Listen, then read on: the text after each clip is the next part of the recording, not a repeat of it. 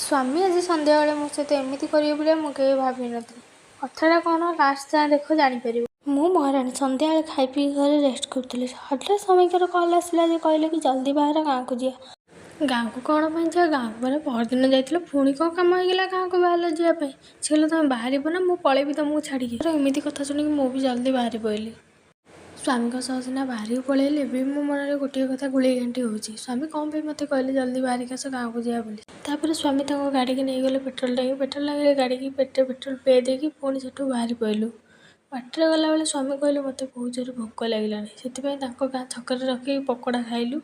ତାପରେ ମଟର ସୁପ୍ ପିଇଲୁ। ତାପରେ ଆମେ ଯାଇକି ଘରେ ପହଞ୍ଚିଗଲୁ। ଘରେ ପହଞ୍ଚି ସାରିଲା ପରେ ଜାଣିପାରିଲି ଯେ ସ୍ୱାମୀ କ'ଣ ପାଇଁ ମୋତେ ତରତରରେ କହିଲେ କି ଜଲ୍ଦି ବାହାରେ ଗାଁକୁ ଯିବା।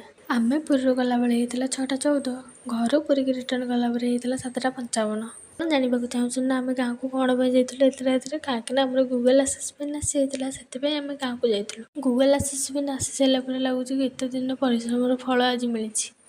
ଆପଣମାନେ ତ ମୋ ମୁହଁ ଦେଖିକି ଜାଣିପାରୁଥିବେ ଯେ ମୁଁ କେତେ ଖୁସି ଅଛି।